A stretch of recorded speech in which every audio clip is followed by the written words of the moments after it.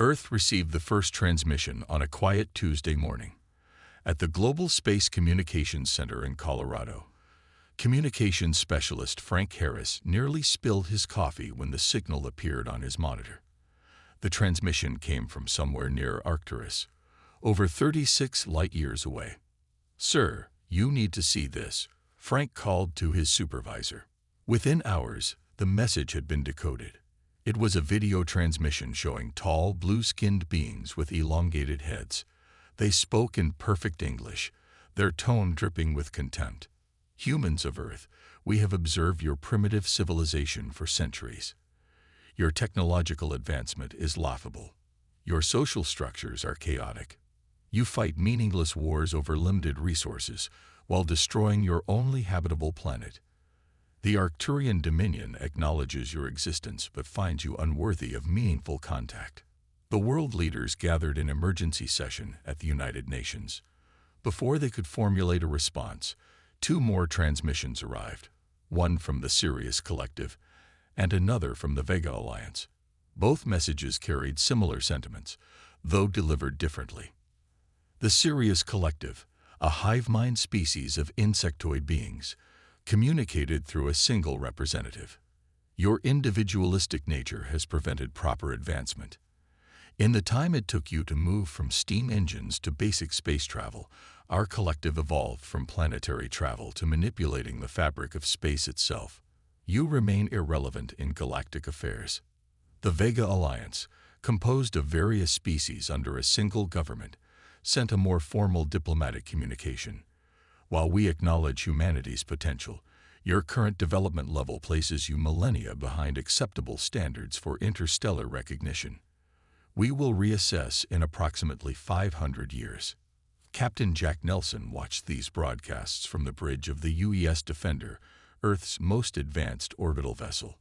At 42, Nelson had spent half his life in space, commanding various missions. His weathered face showed no emotion, but his blue eyes hardened as each alien representative dismissed humanity. "How long have they been watching us?" asked his executive officer, Linda Patel. "Based on their references, centuries at minimum," Nelson replied. "They know our languages, our history, our weaknesses." In Washington, D.C., President Carol Martinez convened a meeting with the Joint Chiefs of Staff and leading scientists.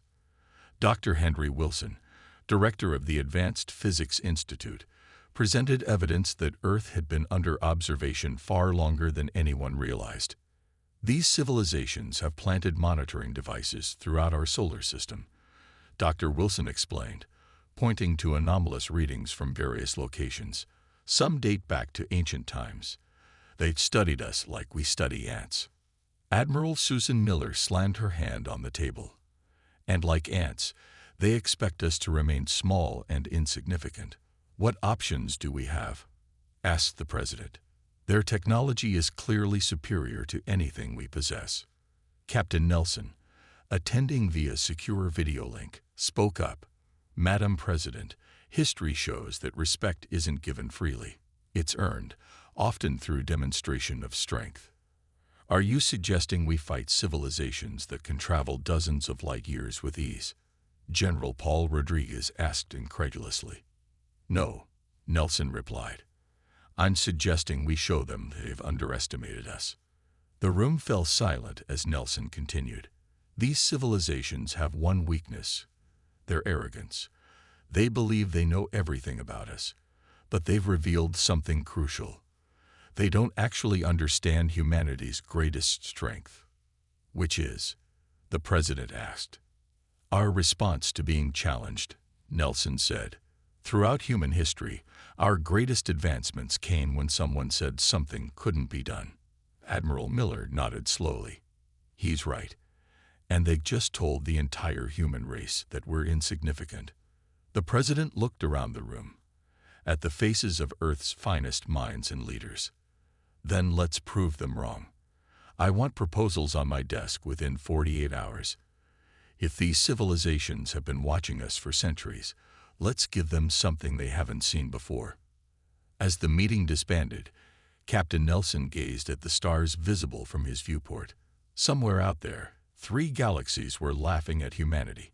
He made a silent promise that soon they wouldn't be. 3 months after the alien transmissions, Admiral Susan Miller stood before a hidden entrance carved into the far side of the moon. Only 12 people in the entire world knew about this facility. The lunar base, officially designated as Mining Outpost Delta, was actually humanity's most ambitious secret. "Welcome to Project Aegis, Admiral," said the security officer as massive doors slid open to reveal a cavernous hangar bay. Inside, thousands of engineers, scientists, and military personnel moved with purpose around skeletal frameworks of what would eventually become spacecraft. But these weren't ordinary vessels. The scale alone was staggering, each frame stretching nearly a kilometer in length. "Progress report," Miller demanded as she walked alongside George Carter, the lead engineer recruited from NASA's Advanced Propulsion Division.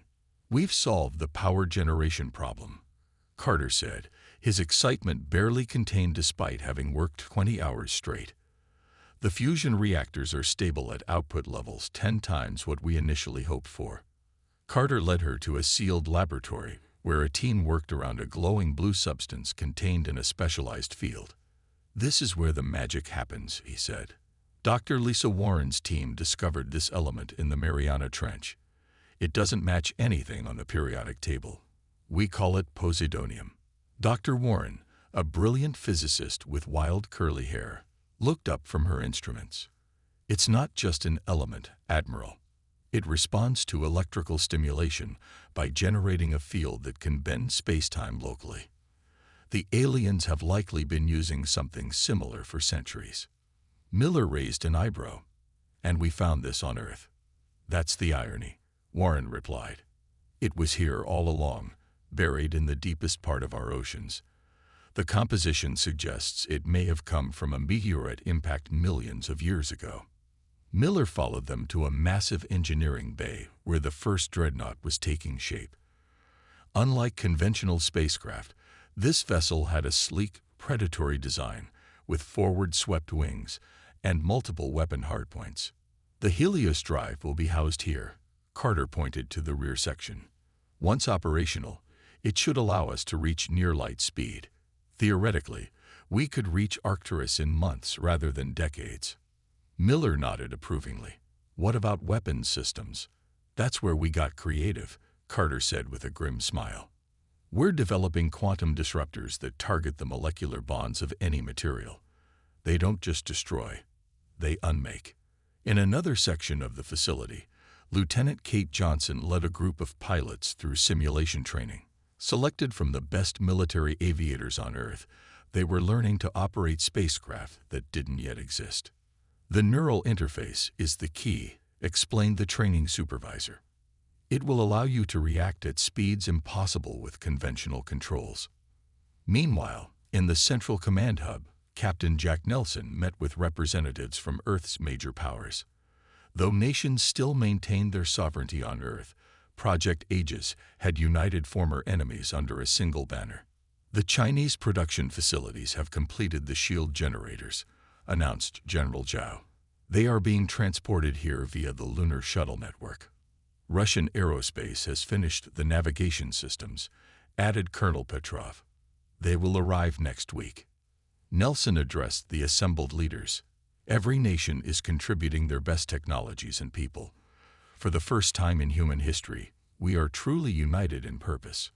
Admiral Miller joined the meeting, satisfaction evident on her face. "The first Dreadnought will be ready for testing in 6 months. We're calling it the Defiance." "And the aliens?" asked one of the representatives. "They've sent no further communications," Nelson replied. "They believe we're licking our wounds, accepting our place in the universe." Miller's expression hardened. "Let them think that. When Project Aegis is complete, humanity won't be asking for a place in the galactic community." She looked at the holographic display showing the Dreadnought design, her voice dropping to a near whisper. "We'll be taking it." The assembled crew fell silent as the Helios drive activated for the first time. The massive engine core pulsed with blue-white energy, ripples of light cascading through specialized conduits throughout the Defiance's engineering section. "Power levels stable at 80%, reported Chief Engineer Carter, his eyes fixed on the readouts. No signs of containment issues. Admiral Miller and Captain Nelson watched from the observation deck as the test continued. 1 year had passed since Project Aegis began, and progress had exceeded even their optimistic projections. Increasing to 90%, Carter announced. The light intensified, and a low hum filled the chamber. Field generation is nominal. We're creating a stable warp bubble. Dr. Warren monitored her own instruments with intense focus. The Poseidonium matrix is responding exactly as predicted. We're actually bending space-time around the drive core. Carter looked up, a wide grin spreading across his face. Ladies and gentlemen, humanity has just invented faster-than-light travel. Cheers erupted throughout the facility. Engineers hugged, scientists high-fived, and military personnel stood at attention with proud smiles. Even Admiral Miller allowed herself a moment of celebration before raising her hand for silence. "This is a historic achievement," she acknowledged, "but we're not finished. I want a full-scale test within the month." The next breakthrough came just 3 weeks later when Dr. Warren's team successfully tested the quantum shielding technology. In a sealed test chamber, they fired weapons equivalent to Earth's most powerful missiles at a small generator. The explosions dissipated harmlessly against an invisible barrier. "The shield doesn't just block attacks," Warren explained to the project leadership. "It redirects the energy around the protected area. Theoretically, the stronger the attack, the stronger the shield becomes as it absorbs and redistributes that energy." In another section of the lunar base, Chief Scientist William Foster unveiled his creation, an artificial intelligence system designed specifically for fleet defense and coordination. "I've named her ATENA," Foster said as the holographic interface came online, displaying a sphere of pulsing golden light. "Advanced Tactical Helios Enhanced Neural Architecture. She can process combat decisions 1,000 times faster than a human operator." Athena's voice filled the room, confident and clear. "All systems operational. I am ready to serve." Captain Nelson stepped forward. "Athena, run Simulation Alpha 7. Hostile forces approaching from multiple vectors." The holographic display shifted to show a space battle scenario. Athena's response was immediate, coordinating defensive positions and counterattacks with perfect precision. "Simulation complete. Projected survival rate of Earth fleet, 94.6%. Projected neutralization of hostile forces, 87.3%. Foster beamed with pride. She learns from every simulation, continuously improving her strategies. The final piece came together when Lieutenant Kate Johnson led the first live training exercise in lunar orbit. The Defiance, though not fully armed, performed a series of maneuvers that would have been impossible with conventional technology. "The neural interface is incredible," Johnson reported afterward. "It's like the ship becomes an extension of your body." "I think it. The ship does it." 2 weeks later, the ultimate test arrived. The Defiance, with a skeleton crew including Nelson, Johnson, Carter, and Warren, prepared for its first true flight. "Destination: Mars orbit," Nelson announced. "Estimated travel time at full Helios capacity, 17 minutes. Admiral Miller watched from the command center as the Dreadnought disengaged from its docking clamps. The sleek black vessel, nearly invisible against the darkness of space, except for the blue glow of its engines, moved with surprising grace for something of its size. "Helios drive engaged," came Carter's voice over the comms. "Warp field stable. We are underway." Exactly 16 minutes and 42 seconds later, the Defiance appeared in orbit around Mars. "Test successful," Nelson reported, unable to keep the triumph from his voice. "The Defiance performs beyond specifications. We made history today." Back at the lunar base, Admiral Miller turned to the assembled project leaders. "Begin full production immediately. I want 7 Dreadnoughts ready within 6 months." She looked at the display showing Earth, small, and blue. The three galaxies are about to learn that humanity is no longer primitive. 18 months after the alien transmissions, Earth unveiled its response. Admiral Miller stood on the command platform of Lunar Base Aegis as the final preparations were completed. 7 massive dreadnoughts floated in formation above the lunar surface, their black hulls absorbing light rather than reflecting it. "Status report," Miller demanded, her voice carrying across the command center. "All vessels report ready for launch, Admiral," the communications officer replied. "Crew complement at 100%. Weapons systems online. Helios drives primed." Each dreadnought had been designed with specific capabilities while sharing the same core technologies. The Defiance remained the flagship, commanded by Captain Nelson. The others, Valiant, Resolute, Indomitable, Sovereign, Guardian, and Vindicator, each specialized in different aspects of warfare and exploration.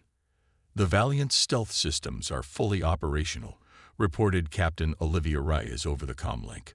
Her ship had been equipped with advanced cloaking technology that could render it virtually undetectable.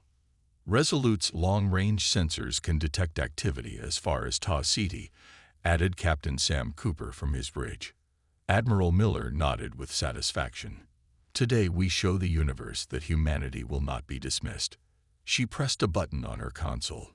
"This is Admiral Miller to all ships. Launch Protocol Aegis is now active. Godspeed."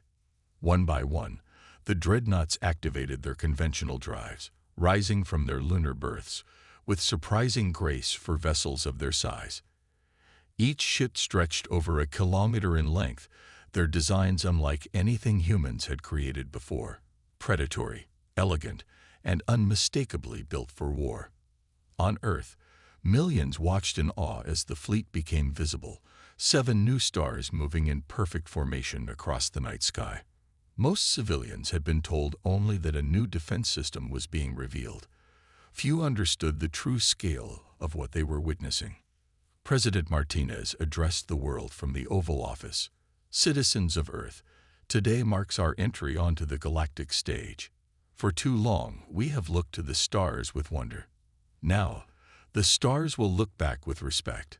Aboard the Defiance, Captain Nelson settled into the neural interface chair on the bridge. The system linked directly with his mind, giving him unprecedented control and awareness of his vessel. "All ships, maintain formation," he ordered. "Prepare for Helios activation on my mark." Lieutenant Johnson, serving as his executive officer, monitored the fleet's positioning. "Formation is perfect, Captain. Earth Control has cleared us for departure." Nelson took a deep breath. "Athena, begin launch sequence." The AI's voice responded instantly. "Sequence initiated. Helios drive powering up. Warp field generation in progress." The 7 ships began to glow with blue-white energy, fields of distorted space-time forming around each vessel. 3, 2, 1. "Mark," Nelson counted down. In perfect synchronization, the fleet vanished from Earth orbit, leaving only brief flashes of light behind. Seconds later, they reappeared at the edge of the solar system, beyond the orbit of Pluto. "Position confirmed," Johnson reported. "All ships present and accounted for. Systems nominal." Nelson allowed himself a small smile. "Set course for Alpha Centauri. Second jump in 2 minutes." As the fleet prepared for their next jump, Dr. Warren approached the captain. "We should send a message now," she suggested. "Let them know we're coming." Nelson considered this briefly before nodding. "Athena, prepare a transmission to be directed toward the Arcturian Dominion, the Sirius Collective, and the Vega Alliance simultaneously." "Transmission ready, Captain. What message shall I send?" Nelson's expression hardened as he remembered the contempt in the alien transmissions. "Keep it simple. 3 words only. We are coming." The message was sent, racing across the vast distances of space at superluminal speeds through the quantum communication network they had developed. "Second jump preparing now," Johnson announced. "Helios drives at full capacity." The fleet vanished again, pushing deeper into space than humans had ever traveled before. The age of humanity's isolation was over. The Dreadnoughts had begun their journey to the stars, carrying with them humanity's answer to those who had mocked them. They were no longer primitive. They were no longer defenseless. They were no longer alone. The Earth fleet glided silently through the darkness of space. 2 weeks into their journey, they had made 17 jumps, each bringing them closer to the border of Sirius collective territory. Athena constantly monitored for signs of alien vessels or communications. Contact detected. Athena announced suddenly on the Defiance's bridge. Multiple vessels approaching from Sector 7. Configuration matches Sirius collective design patterns. Captain Nelson straightened in his command chair. All ships, battle stations, maintain formation Delta. No aggressive actions unless I give the order. The alien ships appeared on the main view screen. 12 vessels with organic-looking hulls that resembled insect carapaces. They were smaller than Earth's dreadnoughts, but moved with precision that suggested advanced technology. "They're hailing us," Lieutenant Johnson reported. "Put them through," Nelson ordered. The screen shifted to show the same insectoid being they had seen in the original transmission. Its compound eyes seemed to study them with clinical detachment. "Human vessels, you have entered restricted space. Your presence here violates established boundaries. Identify yourselves and state your purpose." Nelson stood, facing the screen directly. "I am Captain Jack Nelson of the Earth Dreadnought Defiance. We come seeking diplomatic relations with the Sirius Collective." The aliens' mandibles clicked rapidly, perhaps their version of laughter. "Diplomatic relations with primitive beings. Your vessels are impressive for a species of your development stage, but you are not equals. Return to your solar system or be eliminated." Nelson remained calm. "We would prefer peaceful discussion, but we will defend ourselves if necessary." The transmission ended abruptly. Johnson looked up from her console. "They're moving into attack formation. Energy readings indicate weapons charging." "Athena, tactical assessment," Nelson requested. "Sirian vessels appear to utilize directed energy weapons and gravitational distortion technology. They have deployed only a small defensive force, suggesting they do not consider us a significant threat." Captain Olivia Raya's voice came over the comm. "Defiance, this is Valiant. Request permission to demonstrate our capabilities." Nelson nodded. "Permission granted, Captain Reyes. Show them what humanity can do." The Valiant broke formation, its engines flaring as it accelerated toward the Sirian ships. The alien vessels adjusted to intercept, firing green energy beams that should have torn through any conventional hull. Instead, the beams dispersed harmlessly against the Valiant's quantum shields. The Dreadnought continued its approach, not returning fire, simply absorbing everything the aliens threw at it. "Valiant's shield holding at 97%, Johnson reported, unable to keep the pride from her voice. Captain Rey's tactical brilliance became apparent as the Valiant executed a series of maneuvers that should have been impossible for a vessel of its size. It weaved between the alien ships, drawing their fire while exposing their vulnerabilities.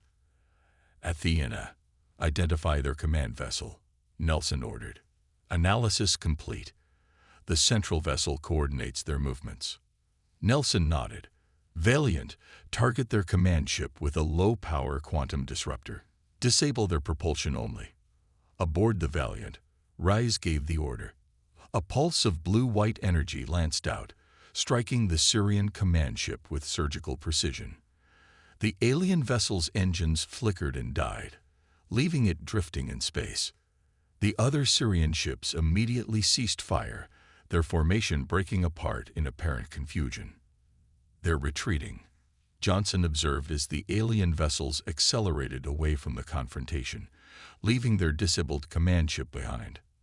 Nelson opened a channel to the stranded Sirian vessel. "Your ship will regain propulsion in approximately 6 hours when our disruptor effect dissipates. Return to your leaders with this message. Earth is prepared for either peace or war. The choice is yours." He closed the channel and turned to his officers. That went well for a first contact. Dr. Warren, who had been observing from a station at the back of the bridge, approached. They underestimated us completely. Their tactics suggested they expected primitive weapons and defenses. Nelson nodded grimly. A mistake they won't make twice. Signal the fleet to resume course. The Syrians will be reporting to their allies, and we need to be prepared for what comes next. As the Earth fleet reformed and continued their journey, distant sensors detected hundreds of alien vessels beginning to mobilize throughout the 3 galaxies. The element of surprise had served humanity well in this first encounter, but the real test was yet to come. The Earth fleet arrived at a region of space known as the Triangulum Void, a relatively empty area equidistant from the territories of all 3 galactic powers. Captain Nelson had selected this location carefully on HFY's recommendation as the ideal place for diplomatic engagement. All ships maintain defensive posture, Nelson ordered. Ambassador Lewis, are you ready? Daniel Lewis, Earth's newly appointed interstellar ambassador, nodded on the view screen. A career diplomat with experience in the most challenging human negotiations, Lewis had been preparing for this moment since the project began. I've prepared communications for each civilization based on their cultural patterns, Lewis replied from his position aboard the Sovereign. The question is whether they'll listen. Nelson directed HFY to broadcast on all frequencies used by the 3 galactic powers. This is Captain Jack Nelson of Earth. We request peaceful dialogue with representatives of the Arcturian Dominion, Sirius Collective, and Vega Alliance. We have established position in neutral space for this purpose. The response from the Vega Alliance came first. A holographic transmission showed a humanoid figure with silvery skin and eyes that seemed to shift color continuously. Earth vessels, this is Diplomatic Overseer Zarin. The Alliance will send representatives to your coordinates within 12 hours. The Sirius Collective responded next, the transmission showing the same type of insectoid being they had encountered earlier. Humans, your demonstration of force has earned temporary attention. We will observe these proceedings. From the Arcturian Dominion, however, came a very different message. The blue-skinned being appeared larger than in the previous transmission, its elongated head adorned with what appeared to be ceremonial markings. Primitive species have no place in galactic diplomacy, the Arcturian stated flatly. Your vessels will be removed. Prepare for obliteration. The transmission ended abruptly. Johnson looked up from her console. Long-range sensors are detecting a massive fleet leaving Arcturian space, hundreds of vessels, heavily armed. In the hours that followed, Dr. Warren made a crucial discovery. While analyzing transmissions between the 3 civilizations, she noticed unusual patterns. Captain, I need to show you something, she said, bringing data to Nelson's station. I've been examining their communication protocols, and I found encrypted channels being used simultaneously with their official transmissions. Nelson studied the data. What am I looking at, Doctor? Evidence that these 3 civilizations aren't as unified as they want us to believe, Warren explained. They've been spying on each other, sabotaging each other's developments, even staging conflicts to weaken potential rivals. Nelson's eyes narrowed. And they've been doing this while collectively dismissing us as primitive. Exactly.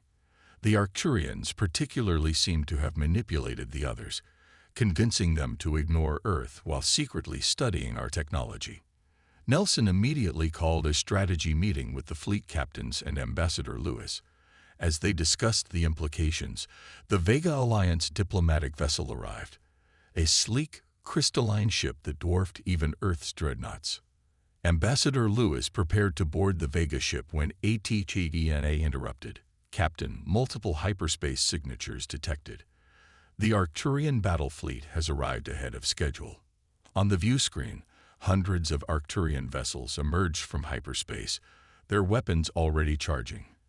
At the same time, dozens of Syrian ships appeared from another direction. It's a trap, Nelson realized. They never intended to negotiate. They've been coordinating to eliminate us as a potential threat to their balance of power. Ambassador Lewis looked grim.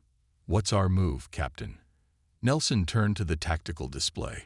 ATENA, implement Battle Plan Omega. All ships, prepare for engagement.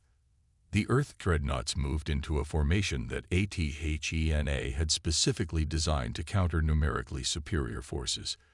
Each ship positioned to cover the other's vulnerabilities while maximizing their offensive capabilities. "Dr. Warren," Nelson called, "prepare the evidence you discovered about their deceptions. If we're going to fight, we'll do it on multiple fronts." As the alien fleets approached, Nelson opened a channel to his captains. "Remember your training. They have numbers, but we have innovation on our side. Humanity has faced long odds before." The alien vessels moved ever closer, weapons charged and ready. The confrontation that would determine humanity's place in the galactic order was about to begin. The combined alien fleet surrounded the 7 Earth dreadnoughts in a vast sphere of warships. The Arcturian vessels formed the front line. Sleek, angular ships with weapons ports glowing bright blue. Behind them, the insectoid ships of the Sirius Collective spread out in a web-like formation.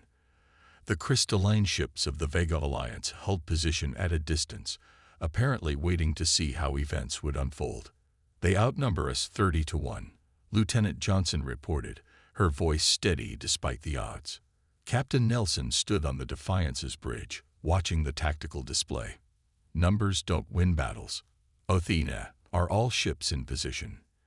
"Affirmative, Captain." "Formation Omega is complete.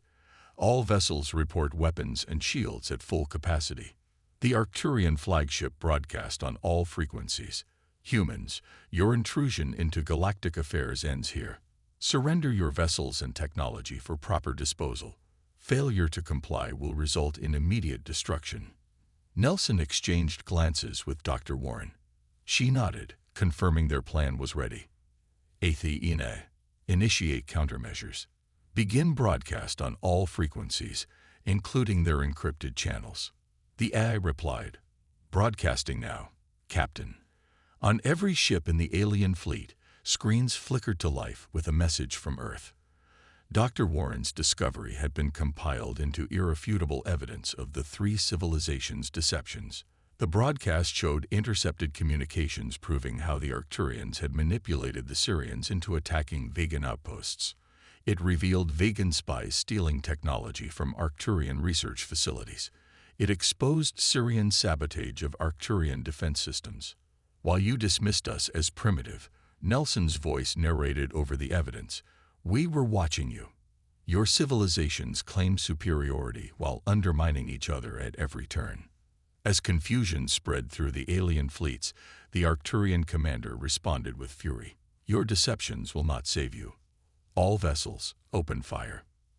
Hundreds of energy weapons discharged simultaneously, converging on the Earth fleet in a blinding display of firepower that should have vaporized them instantly. Instead, something remarkable happened.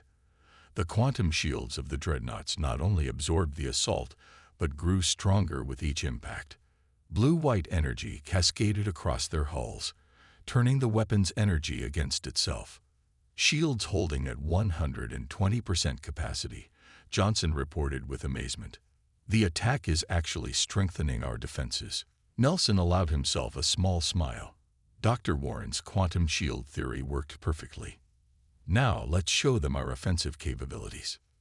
The Defiance, Valiant, and Resolute coordinated their attack on the Arcturian front line.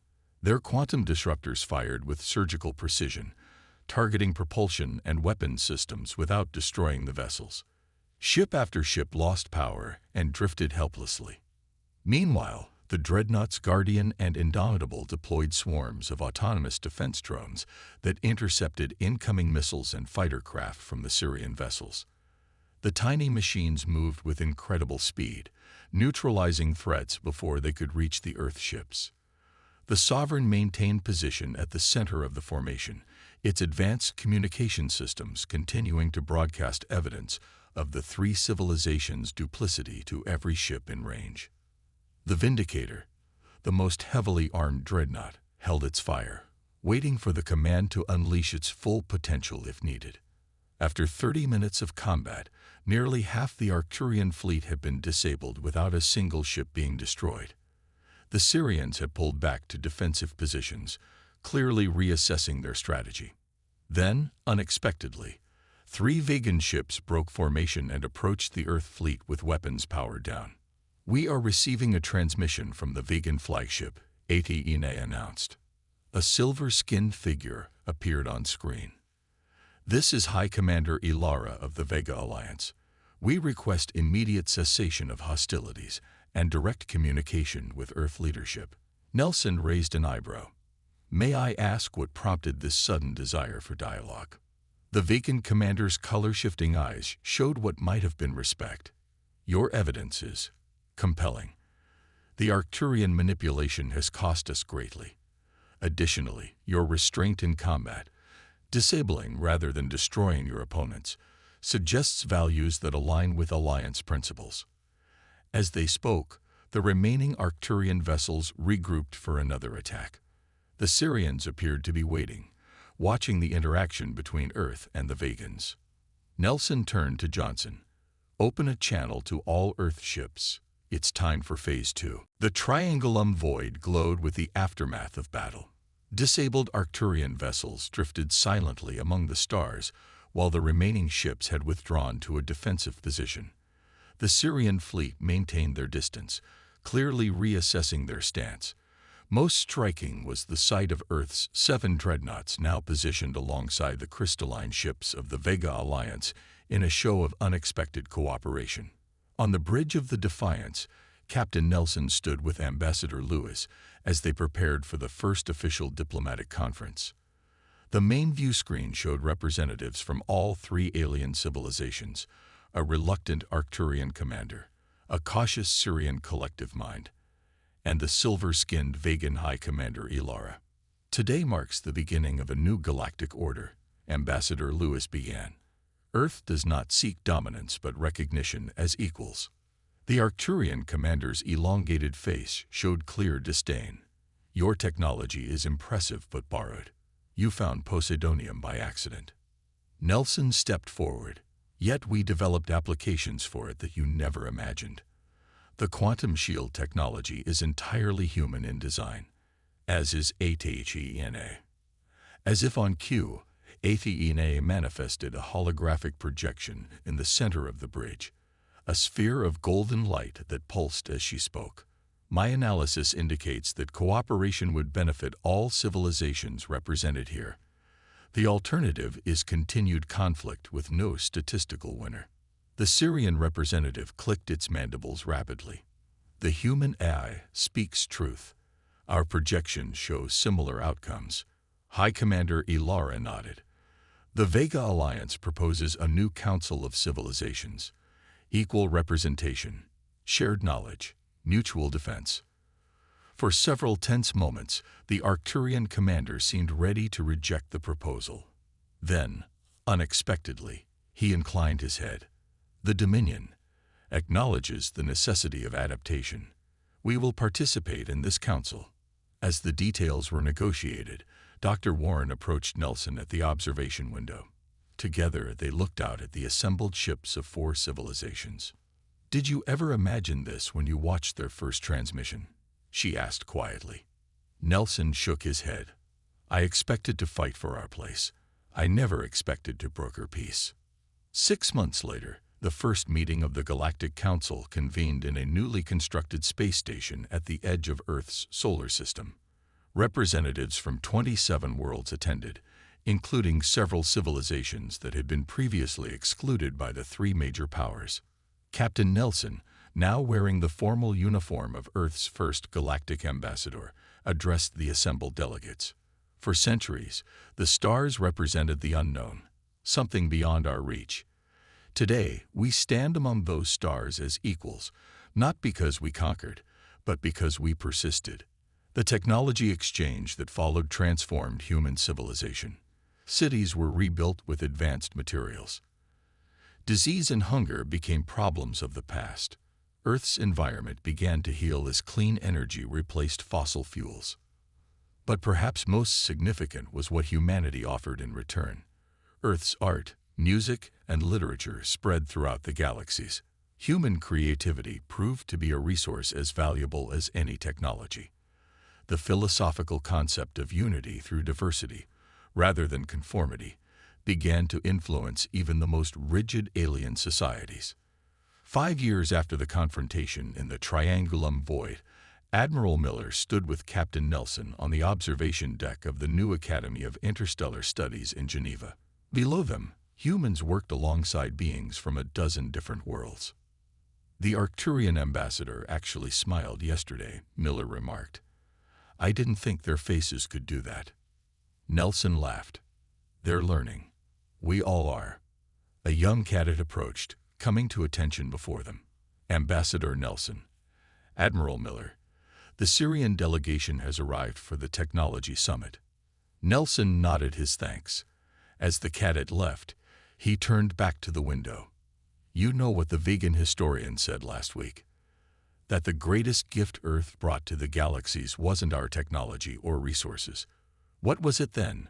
Miller asked. "Our ability to be underestimated and still succeed. Apparently, we've inspired a renaissance among younger civilizations who were told they weren't ready for galactic recognition." Miller smiled.